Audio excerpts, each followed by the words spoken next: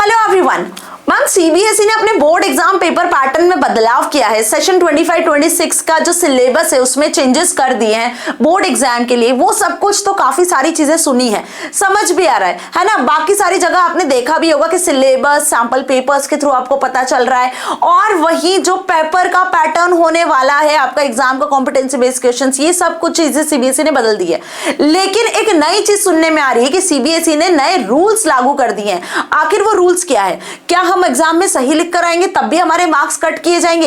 ये सच बात है? जी हाँ, ये बिल्कुल सच बात है। सीबीएसई ने आपके दो मेन सब्जेक्ट्स के लिए ये रूल्स लागू किए हैं, बाकी सारे सब्जेक्ट्स के लिए नहीं। आज मैं कोई आईटी, आईपी, एआईसीएस की बात नहीं करने वाली हूं। आज बात करने वाली हूं दो ऐसे सब्जेक्ट्स जिनके सीबीएसई ने रूल्स में चेंजेस किए हैं। आखिर आंसर शीट लिखते समय आपने यदि कुछ भी गलत लिखा, कोई भी मिस्टेक करी, तो मिस्टेक के मार्क्स तो कटेंगे ही, लेकिन यदि आपने सही आंसर पे लिखा है, गलत जगह पे लिख दिया, तो भी आपके मार्क्स कटेंगे। और वो दो सब्जेक्ट है आपके साइंस एंड सोशल साइंस, जिससे आपको काफी डर लगता है मैम कैसे भी ये पेपर्स निकल जाए, अच्छे से निकल जाए। तो इस बार सीबीएसई ने, आपने सुना होगा कि साइंस और सोशल साइंस में पेपर पैटर्न में बदलाव किए हैं। सेक्शंस में आपके जो सब्जेक्ट्स हैं वो रख दिए हैं। तो सीबीएसई ने इस बार कुछ चेंजेस पहले ही बता दिए हैं, वो रूल्स, वो गाइडलाइंस पहले ही बता दिए हैं कि आपको इस बार जो अपना साइंस और सोशल साइंस का पेपर होगा वो कैसे देना होगा। तो कैसे देखोगे इन रूल्स को?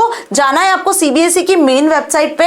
9 दिसंबर को आया ये सर्कुलर है जिसमें सीबीएसई ने ये बात कही है कि guidance for class 10th students for their board exam, अपने बोर्ड एग्जाम के लिए कुछ गाइडेंस सीबीएसई ने प्रोवाइड किए, क्योंकि इस बार साइंस का और सोशल साइंस का पेपर पैटर्न बदला है। साइंस में होते हैं आपके 3 मेजर सब्जेक्ट्स, जैसे मैं बात करूं फिजिक्स, केमिस्ट्री एंड बायोलॉजी। अभी तक जो पेपर आता था लास्ट ईयर तक, उसमें फिजिक्स, केमिस्ट्री, बायोलॉजी सब एक साथ मिक्स आता था, है ना। सारे क्वेश्चंस आपके मर्ज वे में आते थे, आप आइडेंटिफाई नहीं कर पाते थे कि कौन से सेक्शन से क्वेश्चन आया है। कहीं भी एमसीक्यूज भी मर्ज होते थे, सब्जेक्टिव क्वेश्चंस भी मर्ज होते थे। लेकिन इस बार सीबीएसई ने सेक्शन ए, बी और सी 3 सेक्शन में आपका पेपर कर दिया है, जिसमें फिजिक्स, केमिस्ट्री और बायोलॉजी को सेपरेट रखा है। 3 सेक्शन में आपका पेपर डिवाइडेड होगा, 3 सेक्शन में ही आपको आंसर करना होगा। उसके बाद यदि मैं बात करूं सोशल साइंस की, तो जी हाँ, सोशल साइंस में का भी आपका जो एग्जाम होगा, जो पेपर आएगा, वो 4 सेक्शंस में डिवाइड होगा, क्योंकि आपका सोशल साइंस भी 4 अलग अलग पार्ट्स में डिवाइड है, that is history, geography, political science and economics, है ना। तो 4 अलग अलग सेक्शंस में इस बार आपको क्वेश्चन आंसर्स देखने को मिलेंगे, वो भी सेपरेटली। ओके, तो अब सीबीएसई ने रूल्स क्या बनाए मैम? सीबीएसई ने रूल्स कुछ इस तरीके से डिफाइन किए हैं कि student will divide the answer book into 3 section in science paper and 4 sections in social science paper. तो ये तो हम अभी तक भी करते आते थे, अलग अलग सेक्शन ABCD में अलग अलग क्वेश्चन सॉल्व करते थे। बट अभी तक आप ये चीज करते थे कि किसी एक सेक्शन का क्वेश्चन छूटा है तो आप उसको किसी और सेक्शन में आराम से लिख सकते थे। वो रूल सीबीएसई ने इस बार बदल दिया, क्योंकि इस बार साइंस का पेपर, मान लो आपका साइंस का पेपर फिजिक्स, केमिस्ट्री और बायोलॉजी 3 सेक्शन में अलग अलग डिवाइडेड है। तो सीबीएसई ने स्ट्रिक्टली अलर्ट यहां पे दिया है आप लोगों को कि आप साइंस सेक्शन में फिजिक्स के क्वेश्चन को बायोलॉजी या केमिस्ट्री में सॉल्व नहीं कर सकते हो, बायोलॉजी के क्वेश्चंस को केमिस्ट्री या फिजिक्स में सॉल्व नहीं कर सकते हो। आपका जो पेपर होगा उसमें आपको आंसर शीट में क्या करना होगा? आंसर शीट को आपको 3 सेक्शन में डिवाइड करना होगा, कुछ इस तरीके से। देखो, मान लो कि आपके साइंस के पेपर की हम बात कर रहे हैं, तो साइंस के पेपर को आपको 3 सेक्शन में डिवाइड करना है।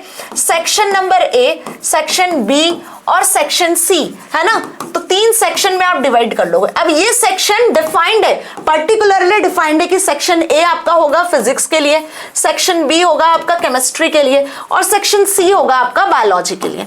इट डिपेंड्स रेस्पेक्टिवली जो आपके पेपर में आएंगे सेक्शंस, उसके हिसाब से। अब सेक्शन ए में फिजिक्स के सपोज मान लो जितने भी क्वेश्चंस होंगे, आपने कुछ क्वेश्चंस अटेम्प्ट कर लिए, कोई एक क्वेश्चन आपका फिजिक्स में रह गया, तो आप ऐसा नहीं करोगे कि उस फर्स्ट नंबर के या थर्ड नंबर के क्वेश्चन को आप कहां अटेम्प्ट करो? केमिस्ट्री वाले सेक्शन में अटेम्प्ट कर दो। ये केमिस्ट्री का कोई क्वेश्चन रह गया, जल्दी जल्दी में लास्ट में सोचा कि लास्ट में अटेम्प्ट कर लेंगे, तो आप उसको बायोलॉजी में अटेम्प्ट कर लो। ऐसा नहीं करना है। ये स्ट्रिक्ट ऑर्डर, ये strict alert CBSE class 10th वाले बच्चों को दे रहा है एक पर्टिकुलरली सर्कुलर के थ्रू, कि जिस सेक्शन में जितने क्वेश्चंस दिए होंगे फिजिक्स वाले उसी सेक्शन में करना है, केमिस्ट्री के क्वेश्चंस को उसी सेक्शन में करना है, बायोलॉजी के क्वेश्चंस को उसी सेक्शन में करना है। अब मान लो कि जल्दी जल्दी में आपके से कोई सेक्शन का क्वेश्चन छूट गया, तो क्या मैम, तो क्या हम उसको बाद में अटेम्प्ट नहीं कर पाएंगे? तो ऐसा करने पर आपको एक रूल फॉलो करना होगा, वो ये कि मान लो कि फिजिक्स का कोई लास्ट क्वेश्चन आपसे छूट गया है और आखिरी में आप अटेम्प्ट करना चाहते हो, तो जिस भी सेक्शन में लिखोगे ना बेटा, इसका सिर्फ एक ही सॉल्यूशन है, बकायदा आप क्वेश्चन नंबर लिखना, जिस सेक्शन का होगा, सेक्शन फिजिक्स का है, केमिस्ट्री का, बायोलॉजी का है, सेक्शन लिखना और फिर उसका आंसर लिखना। लेकिन ऐसा करना मत, जो सेक्शन जैसा दिया रहेगा उसी के अंदर आपको आंसर लिखना है। This is the best way to solve your coming board exam. और सेम आपके सोशल साइंस के साथ भी होगा, हिस्ट्री, पॉलिटिकल साइंस, ज्योग्राफी, जो आपके 4 सेक्शंस बनेंगे, उन चारों सेक्शन में जो जो पेपर में क्वेश्चंस दिए होंगे वैसे वैसे सॉल्व करके आना। किसी भी सेक्शन का क्वेश्चन इधर उधर किया तो यहां पे आपके मार्क्स नहीं मिलेंगे। फिर आप कितना भी रीचेकिंग का फॉर्म भर लेना, रीवैल्यूएशन करवा लेना, कोई फर्क नहीं पड़ना है। और ये लाइन सीबीएसई ने यहां साफ साफ लिखी हुई है इस सर्कुलर में, ध्यान से देखो, replies of questions are to be written only within the space identified for the concern section only. दूसरा स्टेटमेंट पढ़ो, reply of section should not be written or mixed in any other section. आप जो भी answer का reply कर रहे हो, जो भी आंसर लिख रहे हो ना, क्वेश्चन का जो रिप्लाई कर रहे हो, वो मिक्स्ड नहीं होना चाहिए, पर्टिकुलर सेक्शन में आपको लिखना है। In case if replies are mixed, these will not be evaluated, no marks will be evaluated। इसके लिए कोई मार्क्स आपको इवेल्युएट नहीं किए जाएंगे यदि आपने मिक्स करके सेक्शन के क्वेश्चंस के आंसर्स लिख दिए तो। Understood this thing? तो साइंस और सोशल साइंस के पेपर में आपको बहुत केयरफुली अपना एग्जाम करना होगा। अपनी आंसर शीट को 3 से 4 सेक्शन में डिवाइड कर लेना, जिस सेक्शन का क्वेश्चन जिस सेक्शन में पूछा जाए उसी सेक्शन में आंसर शीट में लिख कर आना। अगर ये गलती कर दी आपने, मिक्स करके कहीं किसी और सेक्शन में लिख दिया, तो सीबीएसई यहां पे उस क्वेश्चन को इवैल्यूएट नहीं करेगा और उसके मार्क्स आपको नहीं देगा, चाहे आपने आंसर सही ही क्यों ना लिखा हो। और ये सर्कुलर सीबीएसई का 9 तारीख को आया हुआ है, बहुत ध्यान से आप देख लो। Such mistakes will not be accepted and addressed even during verification and revaluation process after the result are declared. आपका रिजल्ट भी डिक्लेयर हो जाएगा, उसके बाद भी इवैल्यूएशन या वेरिफिकेशन भी करवाओगे तो भी इनको इन पर्टिकुलर मिस्टेक्स को एक्सेप्ट या एड्रेस नहीं किया जाएगा सीबीएसई के थ्रू। तो सारे स्कूल्स के लिए ये सर्कुलर निकाला गया है कि स्टूडेंट्स को प्रॉपर्ली गाइड कर दिया जाए। वो स्टूडेंट जो स्पेसिफिकली क्लास 10th में सेशन 25-26 में अपना बोर्ड एग्जाम देने वाले हैं, साइंस और सोशल साइंस के पेपर में आपको केयरफुल रहना है। साइंस का पेपर 3 सेक्शन में, सोशल साइंस का पेपर 4 सेक्शन में। अब ये सेक्शन वाली बात तो काफी पहले हमने सुन ली थी मैम, लेकिन आखिरकार सीबीएसई ने इसके रूल्स बता ही दिए कि क्वेश्चन पेपर में जब आपको क्वेश्चंस मिलेंगे तो उसके आंसर्स को आपको कैसे सॉल्व करना होगा।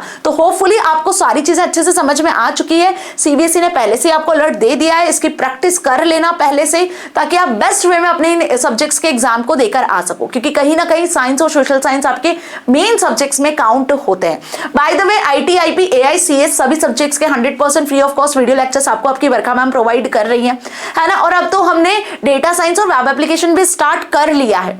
और ये जितने सब्जेक्ट्स मैंने आपको बताए हैं, आईटी, आईपी, एआईसीएस, जितने कंप्यूटर रिलेटेड सब्जेक्ट है, सब आपको एक साथ एक ही प्लेस पर मिल जाने हैं। और इनकी अपनी अलग ही इंपॉर्टेंस है। किसी भी मेन सब्जेक्ट्स में यदि आपके मार्क्स डाउन होते हैं तो ये मार्क्स उसको रिप्लेस करते हैं और आप अपने परसेंटेज को बूस्ट करवा सकते हो, है ना जी। तो इनके सभी के video lectures 100% free of cost channel पे अवेलेबल है, जाके देख लेना।